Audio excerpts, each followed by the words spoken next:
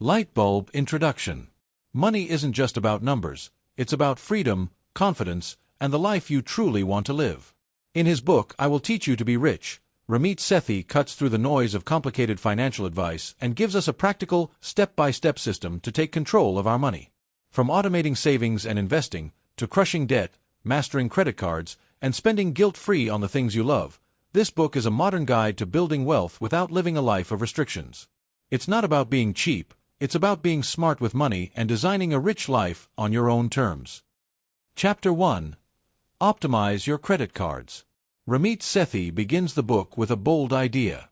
Your credit card is not your enemy. If you know how to use it smartly, it can actually make you rich. Most people fear credit cards because of debt, late fees, and high interest. But Ramit explains that the real problem isn't the credit card itself, it's how we use it without a system. Key lessons from Chapter 1. 1. Build your credit history early. Your credit score is like a financial report card. A good score saves you money when applying for loans, mortgages, even renting apartments. Using your credit card wisely builds this score over time. 2. Pay off your card in full, automatically. Never carry a balance. Paying only the minimum due is a trap. Ramit suggests setting up automatic payments from your bank account to avoid late fees and stress. 3. Negotiate with your credit card company. Many people don't know you can simply call your credit card company and ask for lower interest rates, waived late fees, better rewards programs. Most companies will say yes if you're polite but firm.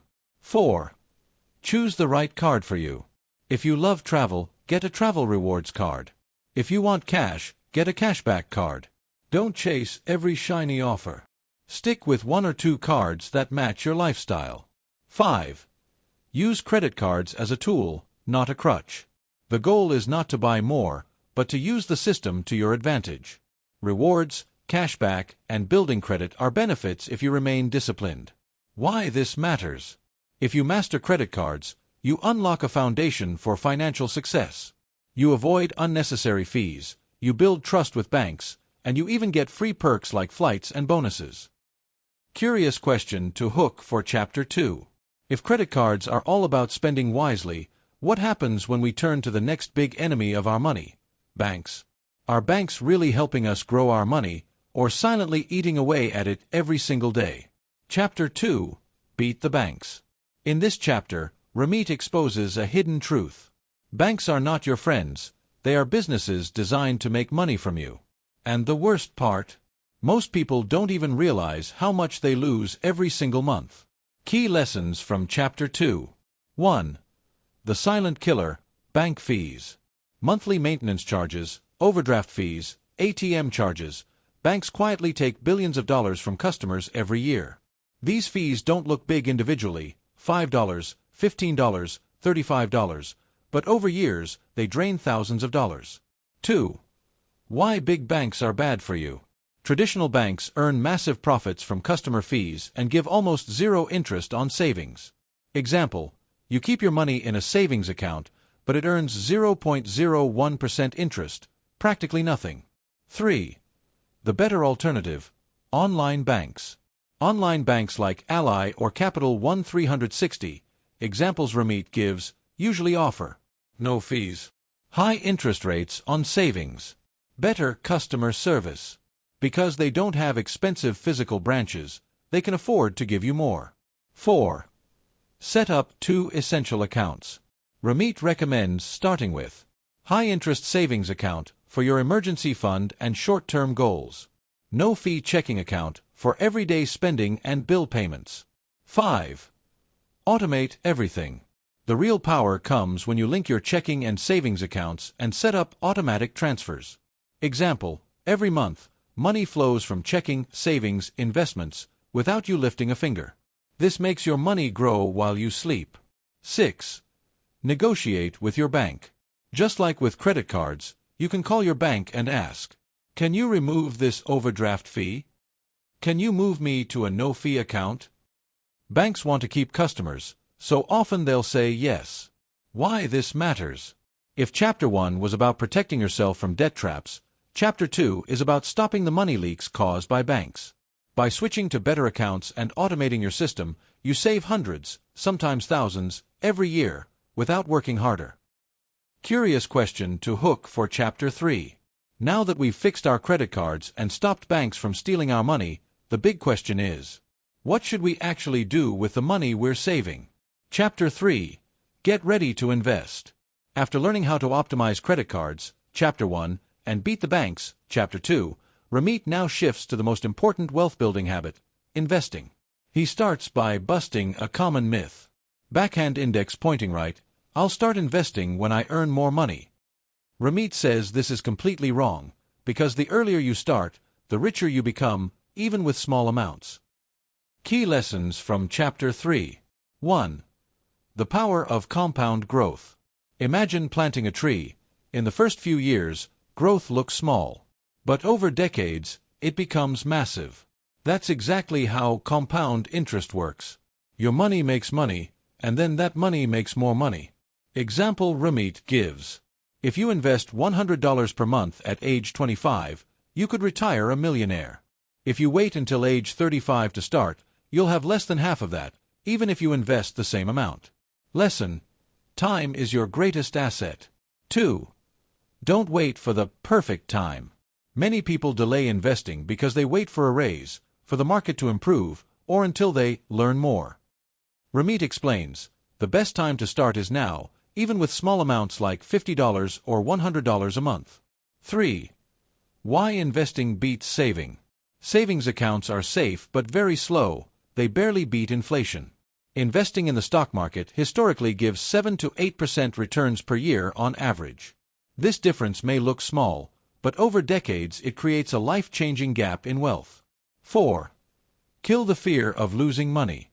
Yes, the stock market goes up and down. But if you stay invested for the long term, the overall trend is upward. Ramit reminds readers, markets will fall, but history shows they always recover stronger. 5. Prepare before you actually invest. Before jumping into stocks, set up your foundation. Pay off high-interest debt. Build an emergency fund. Choose the right bank accounts, done in Chapter 2. Only then should you start investing confidently. Why this matters. This chapter shifts your mindset from just saving money to actually growing it. It shows that even ordinary people with average salaries can become rich, not by luck, but by starting early and staying consistent. Curious question to hook for Chapter 4.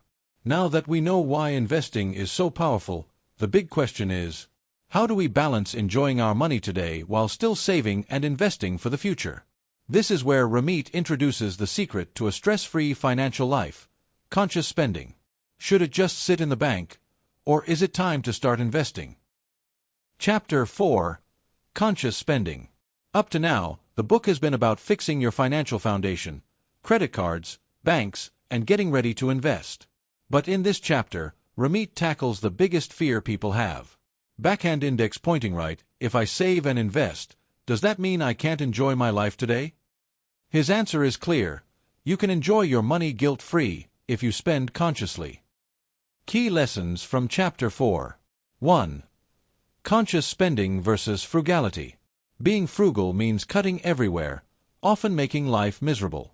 Conscious spending means spending extravagantly on the things you love while ruthlessly cutting costs on the things you don't. Example: if you love traveling, spend freely on trips, but don't waste money on random shopping or unused subscriptions. 2. The 50/30/20 rule, Ramit's version. Ramit gives a framework for how to use your income.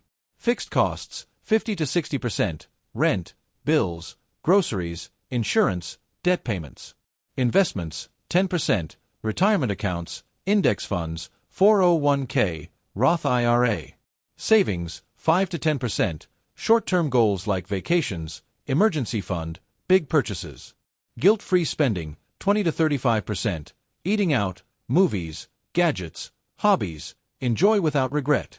This way, you know your essentials and future are taken care of, and you still enjoy today. 3. Why guilt-free spending works. Most people feel guilty every time they spend on luxuries. But if you've already automated saving and investing, you can use your fun money freely. This prevents burnout and makes financial discipline sustainable. 4. Cut costs mercilessly where it doesn't matter. Ramit encourages asking yourself, do I actually care about this expense? If not, cut it without hesitation. Example, if you don't care about daily coffee, make it at home and save $1,000 plus a year. But if coffee is your joy, spend on it guilt-free, just cut somewhere else. 5. Design your rich life. Everyone's rich life looks different. For some, it's travel. For others, it's designer clothes or time with family. The key is to define it for yourself and align your money with it. Why this matters. Conscious spending gives you freedom. You no longer feel guilty for enjoying life, and you no longer waste money unconsciously. Instead, you take control. Money flows to what matters most to you. Curious question to hook for Chapter 5. But here's the challenge. If we're saving, investing, and spending consciously, how can we make our money grow automatically, even while we sleep? That's the secret Ramit reveals in the next chapter.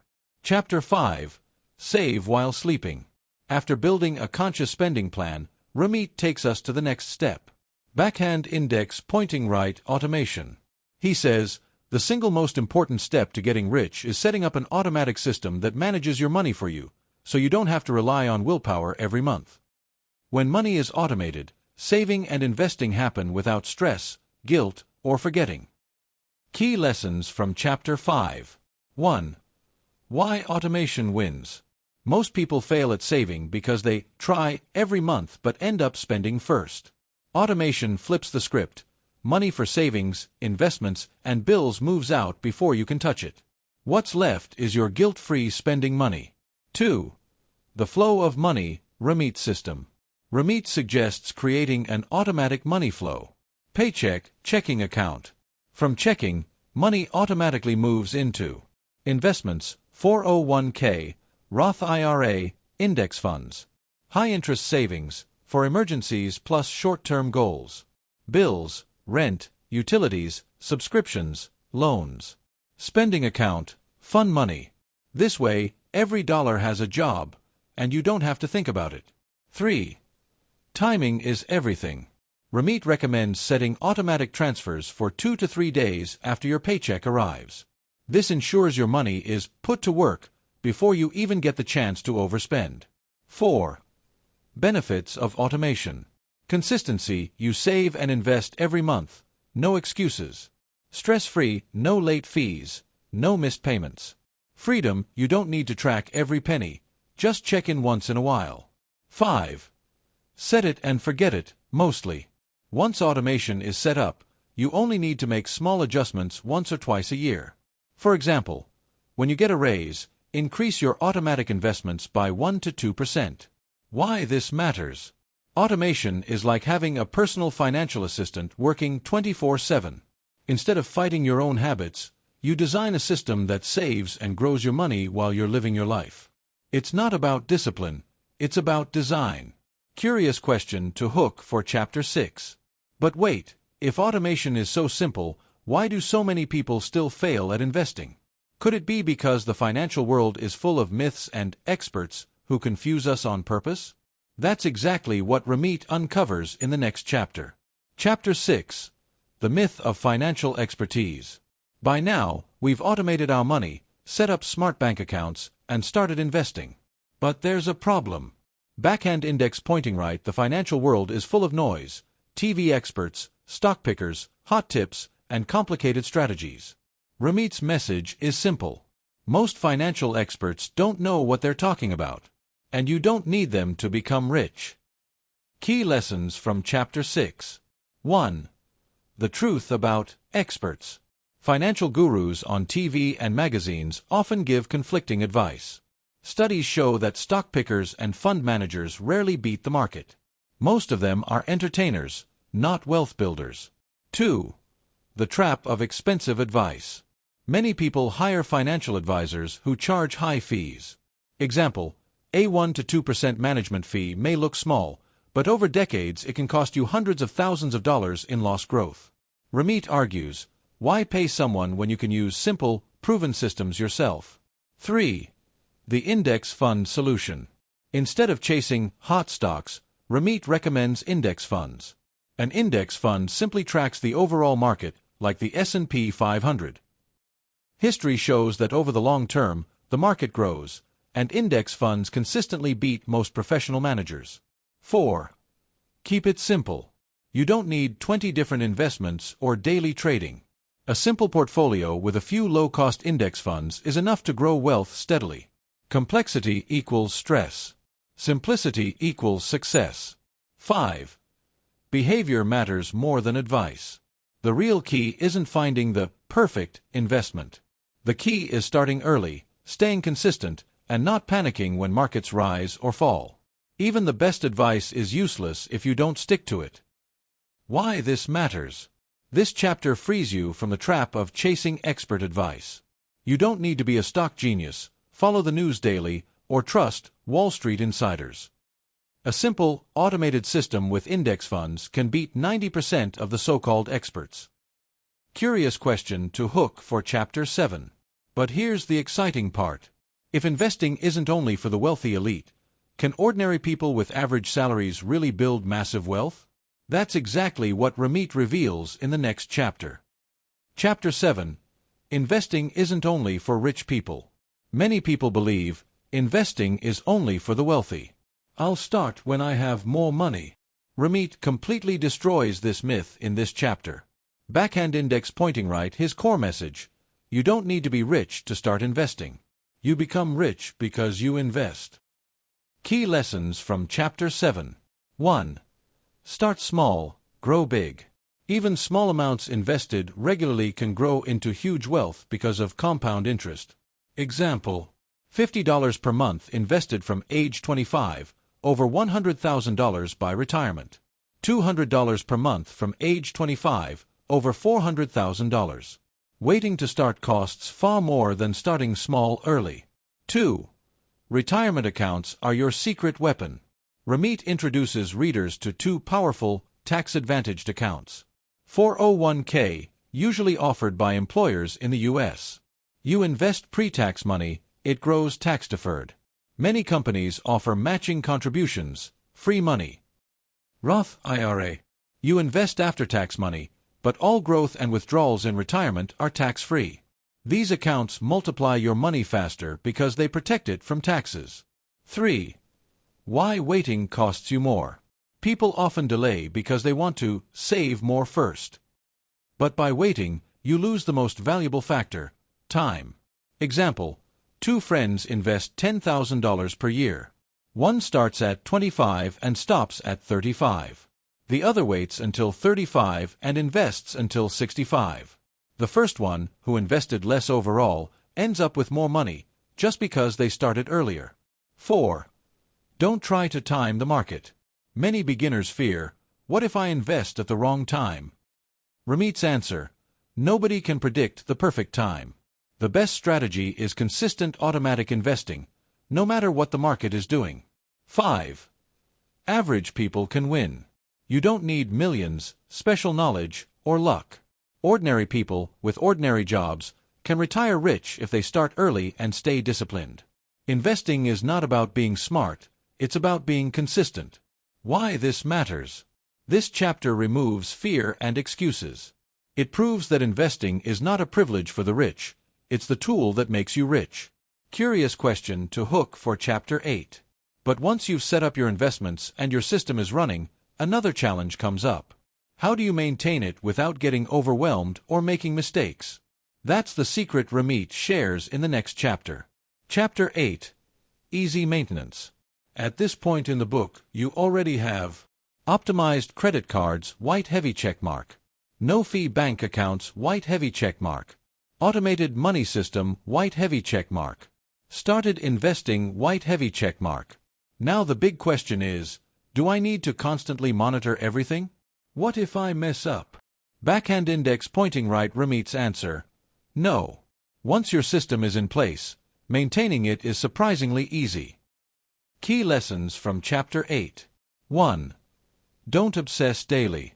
Checking your investments every day is a recipe for stress. Markets go up and down, but wealth grows long term. Ramit suggests, Check your system only once or twice a month. 2. The 85% solution. You don't need to be perfect with money. Even if you follow 85% of the plan, automating, saving, investing, you'll still outperform most people. Obsessing over perfection, like finding the best stock or best interest rate, only wastes time. 3. Rebalancing your portfolio. Over time, some investments grow faster than others. Example, you planned 80% stocks plus 20% bonds, but now it's 90/10. Once a year, rebalance by moving money back to your original plan. This keeps your risk level steady. 4. Increase investments gradually. Each time you get a raise, increase your automatic investments by 1 to 2%. This way, your wealth grows faster, without you ever feeling the pinch. 5. Ignore the noise. News headlines will scream, "Market crash," "Recession," "Buy this hot stock." Ramit's advice: ignore it. Stick to your automated system with index funds. Real wealth is built quietly, not by chasing drama. Why this matters? Money management doesn't have to be a full-time job. Once your system is running, it takes very little effort to maintain. With just a few small yearly tweaks, your money keeps growing in the background, while you focus on living your life. Curious question to hook for Chapter 9. But here's the final and most exciting question. If money is under control, how do we actually use it to design our dream lifestyle, our rich life? That's what Ramit reveals in the last chapter. Chapter 9. A Rich Life. All the previous chapters were about building systems, credit cards, banks, saving, investing, automation, and maintenance. But in the end, money itself is not the goal. Backhand index pointing right, the real goal is to design and live your rich life. Key lessons from Chapter 9. 1. Define your rich life. A rich life is different for everyone. For some, it's traveling the world. For others, it's buying a dream home, eating at fancy restaurants, or simply having the freedom to work less. The key: you decide what rich means for you, not society, not social media. 2. Spend on what you love, cut on what you don't.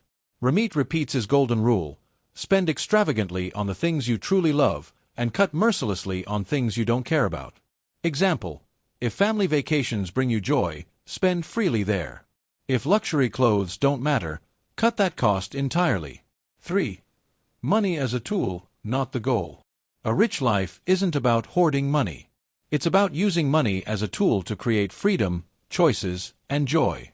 4. Experiences over things. Studies show people are happier spending on experiences, travel, learning, memories, rather than endless material stuff. A rich life is about meaningful living, not clutter. 5. The long-term mindset. A rich life evolves over time. What you consider rich at May 25th be very different at 45. The point is to keep adjusting your system so money always supports the life you truly want. 6. Generosity as part of a rich life. True wealth is not just personal enjoyment, but also giving back to family, friends, or causes you care about. Even small acts of generosity can make your rich life more fulfilling. Why this matters? This final chapter ties everything together.